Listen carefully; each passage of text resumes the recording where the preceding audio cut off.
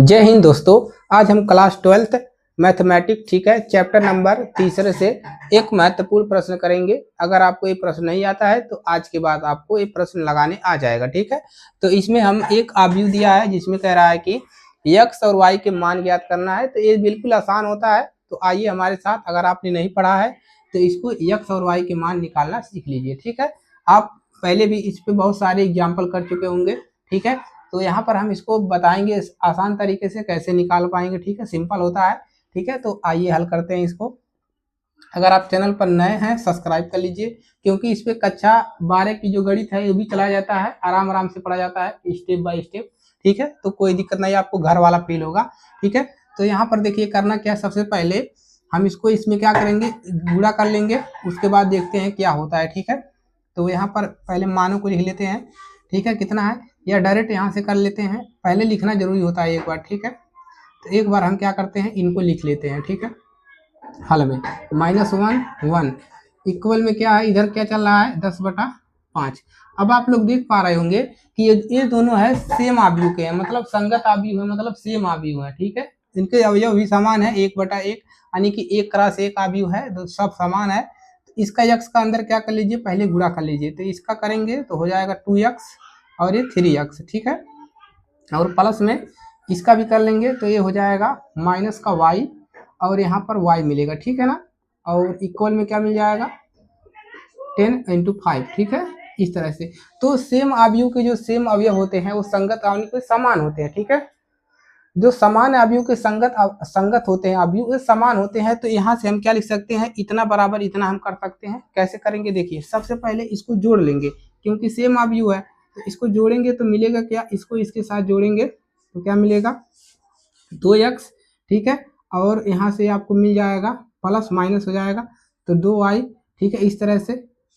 अब इसको जोड़ेंगे तो 3x और प्लस का y, ठीक है। और इधर क्या चल रहा है, इक्वल में आपका 10 और 5, ठीक है ना, इस तरह से। अब करना क्या है, अभी हमने बताया कि समान आव्यूह संगत अवयव समान होते हैं। समान आव्यूह के जो संगत अवयव होते हैं वो समान होते हैं। तो हम इसको क्या लिख सकते हैं, हम इसको लिख सकते हैं इतना बराबर इतना, क्या लिख सकते हैं 2x माइनस का y इक्वल में लिख सकते हैं 10, और इसको बना देंगे समीकरण नंबर 1, ठीक है। इसी तरह से इसको भी कर लेना है, ठीक है, 3x और प्लस का y इक्वल में 5, इसको इक्वेशन नंबर 2। तो 2 इक्वेशन हमारा बन गया। अब क्या कर सकते हैं, इन इक्वेशन को जोड़ लेते हैं समीकरण 1 और 2 को जोड़ने पर, ठीक है। तो यहाँ पर क्या कर लेंगे समीकरण, ठीक है, समीकरण 1 + 2 कर लेंगे, समीकरण 1 और 2, समीकरण 1 और 2 को जोड़ लेंगे। तो इसको जोड़ना है, ठीक है ना। तो इसको जोड़ लेंगे तो हमको मिलेगा क्या, ठीक है। तो ए देखिए प्लस प्लस क्या हो जाएगा 5x आपको मिलेगा, और ये कैंसिल हो जाएगा, ठीक है। और इक्वल में यहाँ पर 15 मिल जाएगा। अब यहाँ से x का मान निकालेंगे तो कितना हो जाएगा 5 × 15, x का मान कितना मिल गया 3 मिल गया। अब करना क्या है, x का मान समीकरण 1 में रख दीजिए। तो लिखेंगे समीकरण ऐसे लिख लीजिए, ठीक है, x का मान समीकरण 1 में रखने पर,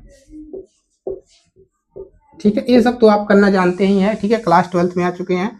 तो यहाँ पर x का मान रखेंगे 2 × x का मान कितना रखना है 3 और माइनस का y इक्वल में 10, ठीक है। तो हल करेंगे तो ये हो जाएगा 6 - y और इक्वल में 10, ठीक है। इसी को हल कर लेंगे आगे, तो इसको प्रक्षांतर करेंगे तो -y इक्वल में 10 - 6। तो यहाँ पर y के बराबर क्या मिल जाएगा, इधर घटाएंगे तो 4, माइनस इसको देंगे तो -4, ठीक है। तो x का मान कितना मिल गया आपका, x का मान यहाँ पर मिला 3, y का मान मिल गया 4। और यही हमारे को बोलना था कि x और y के मान बताइए। तो यहाँ से हम आराम से ही तरीके से इसको निकाल सकते हैं, ठीक है, क्योंकि संगत आव्यूह के अवयव जो होते हैं वो समान होते हैं। तो इसको हमने तुलना कर दिया और हम आराम से समीकरण से निकाल सकते हैं। इसको कई तरीके से निकाल सकते हो, प्रतिस्थापन विधि से, विलोपन विधि से। तो यहाँ विलोपन लगाया गया है, ठीक है। तो कई तरीके होते हैं निकालने का x y का मान, तो निकाल लेंगे। तो क्लास अच्छी लगे तो वीडियो को लाइक करिएगा, चैनल पर नए हैं सब्सक्राइब कर लीजिएगा, क्योंकि इस पे स्टेप बाय स्टेप क्लासेस चलाई जाती है, ठीक है। तो आपको समझने में कोई दिक्कत नहीं होगा। अगर कोई डाउट भी होता है तो कमेंट करेंगे, आपका समाधान किया जाएगा, ठीक है। तो नोट कर लेंगे। तो आज के लिए सिर्फ इतना ही। बेसिक सा सवाल था, क्योंकि देखिए डिजिटल बोर्ड ना होने के कारण क्या करते हैं हम सारे प्रश्नावली को सॉल्व नहीं करा सकते हैं, ठीक है ना, क्योंकि इसमें समय बहुत ज़्यादा लगता है। इसीलिए जो मेन पॉइंट होता है उसको हम बता देते हैं, जो क्वेश्चन अच्छे लगते हैं, जो आपके बेसिक चीज़ें हैं, इन सब को चीज़ों को आपको बताया जाता है, जिससे आपके पेपर में अच्छा नंबर बन सके, ठीक है ना। तो मिलेंगे इसके नए पार्ट में। चैनल पर नए हैं एक बार फिर सब्सक्राइब करिएगा, दोस्तों के पास शेयर करिएगा, ठीक है। मिलते हैं अगले पार्ट में।